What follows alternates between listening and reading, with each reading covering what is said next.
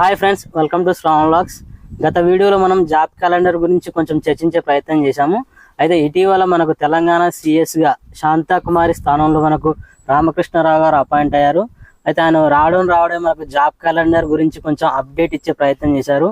ఈ జాబ్ క్యాలెండర్ని మనకి ప్రభుత్వం రీషెడ్యూల్ చేసే అవకాశం ఉంది.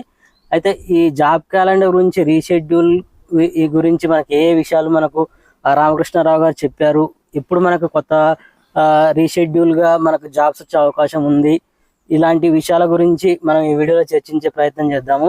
వీడియోని కంప్లీట్ గా చూడండి, కొంచెం మీకు అవగాహన వస్తుంది. నచ్చితే లైక్ చేయండి, కొత్తగా ఎవరైనా చూస్తున్నట్టయితే తప్పకుండా సబ్స్క్రైబ్ చేయండి. Hi Naresh. Hi Shravan. Job calendar గురించి మనం గత వీడియోలో కూడా చర్చించాము.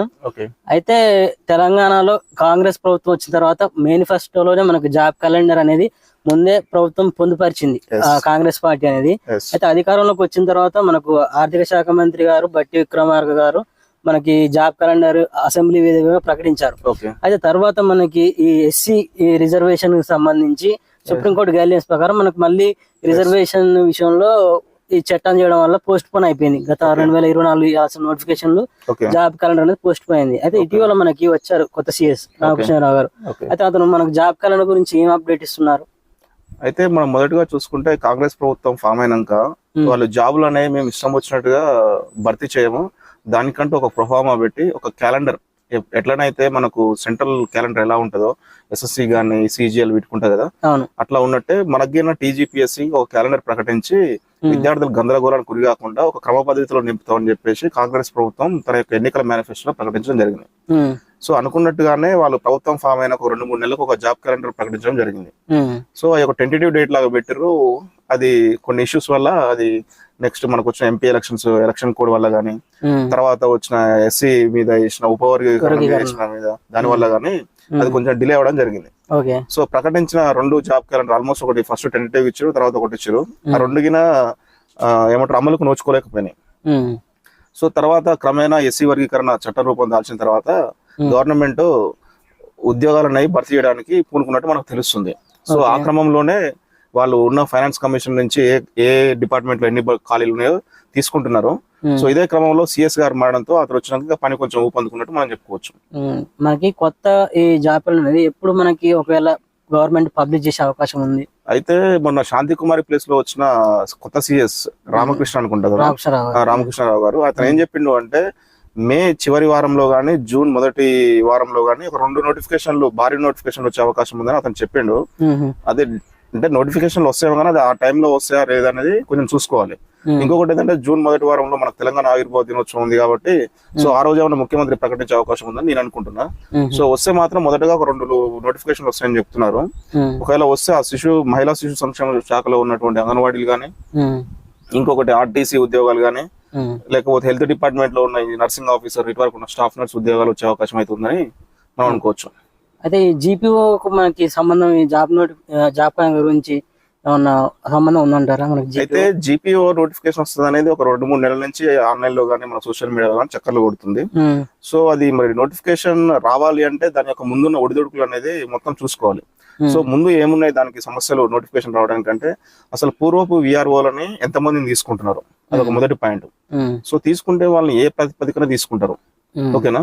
రెండవది ఇంకొకటి ఏమైతుందంటే వాళ్ళకి స్క్రీనింగ్ టెస్ట్ పెడతారని చెప్తున్నారు. సో మే నెలలోనే ఉంది, అది కూడా మే నెలలోనే ఉంది.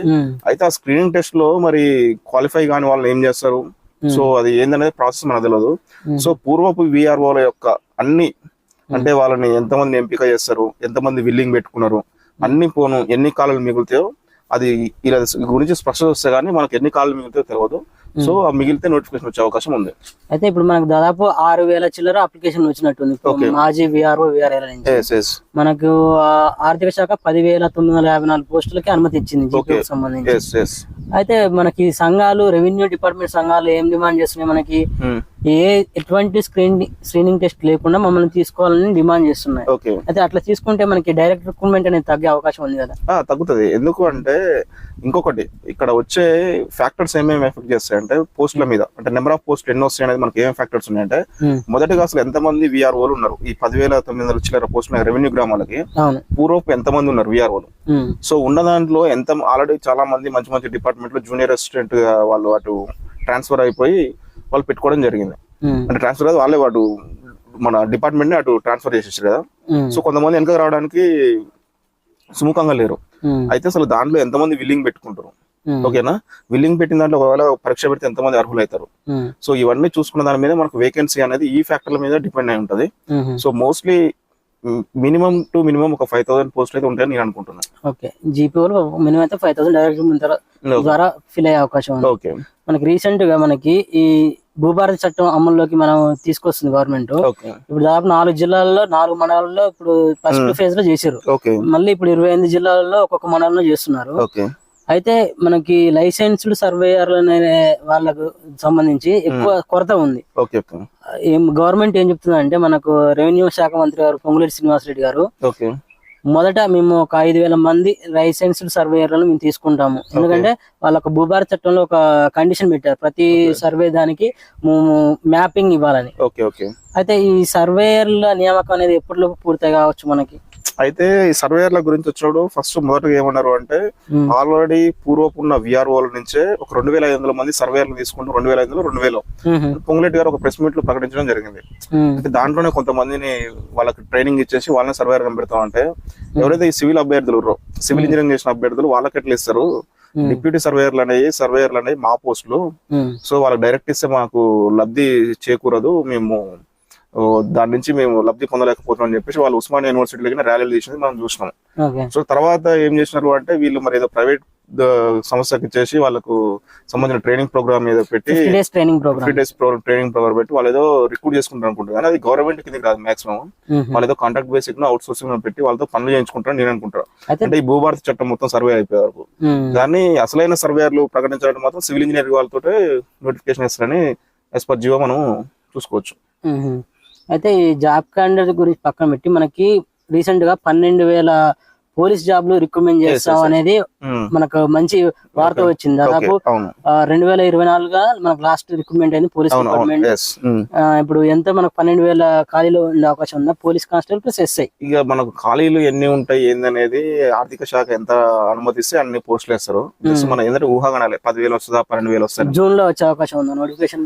అదే ఎందుకంటే పోలీస్ ప్రక్రియ అనేది ఆల్మోస్ట్ 2 సంవత్సరాలు ఉంటుంది ఈ ప్రక్రియ. సో ఈ 2 సంవత్సరాల ప్రక్రియని భర్తీ చేయాలంటే ఇప్పటి నుంచి పెట్టుకున్నాను 2 సంవత్సరాలు. ఫస్ట్ ఫిలిమ్స్ కావాలి, ఈవెంట్స్ కావాలి, తర్వాత మెయిన్స్ కావాలి. సో వాళ్ళ ఫిజికల్ టెస్ట్ అన్ని అయిపోయి ఆల్మోస్ట్ ఒక 2 సంవత్సరాలు పట్టే అవకాశం ఉంది. సో పోలీస్ నోటిఫికేషన్ వస్తుంది. సో దాంట్లో ఎలాంటి డోకా లేదు. కానీ అది ఎప్పుడు వస్తుంది ఏందనేది మనం చూసుకోవాలి. అంటే ఇప్పుడు మనకి కాంగ్రెస్ గవర్నమెంట్ ఏం చెప్తుంది, మనకి విద్యా ఉద్యోగంలో కూడా బీసీలకి 42% రిజర్వేషన్ కల్పిస్తామని చెప్పింది. ఆల్రెడీ ఆ బిల్ అనేది మనకి సెంట్రల్ గవర్నమెంట్ లో పెండింగ్ లో ఉంది. ఎస్సీ వర్గీకరణ అయితే అయిపోయింది, 15% రిజర్వేషన్ గ్రూప్ 1, గ్రూప్ 2, గ్రూప్ 3 వారుగా. అయితే బీసీలకు సంబంధించి మనకి వచ్చే నోటిఫికేషన్ లో 42% ఇంప్లిమెంట్ అయ్యే అవకాశం ఉందా ఏమన్నా మనకి?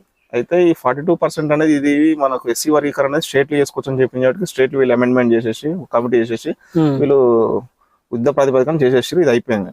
కానీ అక్కడ 42% అనేది సెంట్రల్, అది మరి రాష్ట్రపతి ఉత్తర్వులు, రాష్ట్రపతి ప్రెసిడెంట్స్ ఆర్డర్ ఉంది కదా, దానికి అమెండ్మెంట్ చేయాల్సిన అవసరం ఉంటది. అది మరి పోయి లోక్సభ రాజ్యసభలో అది ఆమోదించబడి తర్వాత చట్టంగా మారితే తప్ప దాన్ని మనం ఇప్పుడే దాని మీద ఎలాంటి నిర్ణయం తీసుకునే అవకాశం లేదు. ఓకే, ఈ ఉద్యోగాల నుంచి ఒకటి మనకి కొత్తగా మనకు 12 ఏళ్ళు అయింది మనకు తెలంగాణ వచ్చి. ఓకే, టీజీపీఎస్సీ సిలబస్ కి సంబంధించి కొత్త ఒక చైర్మన్ ని నియమించింది మనకి బాలకృష్ణారెడ్డి ఆధ్వర్యంలో. ఈ సిలబస్ అనేది మార్పు మనకి ఏ విధంగా ఉండొచ్చు? ఇప్పుడు ఇన్నేళ్లలో ఒకటే సిలబస్ మనకి అన్ని పోటీ పరీక్షలకి గ్రూప్ 1, 2, 3 ఇతర పోటీ పరీక్షలు కూడా ఒకటే సిలబస్ ఉంది మనకి. అయితే ఈ సిలబస్ ని రివైవ్ చేసేందుకు మళ్ళీ ఒక కొత్త చైర్మన్ ని నియమించి బాలకృష్ణారెడ్డి గారిని నియమించి కొత్త సిలబస్ తయారు చేయమని చెప్పింది. మనకు ఒకవేళ మారితే ఏమైనా సిలబస్ ఎక్కువ మారుతుండొచ్చా, లేకపోతే ఉన్న దాంట్లోనే కొంచెం మారుతుండొచ్చా? అయితే అదే బాలకృష్ణ రెడ్డి తోటి సిలబస్ కమిటీ మీద దాని మీద రివ్యూ తీసుకోమని చెప్పి ఒక కమిటీ చేయడం జరిగింది.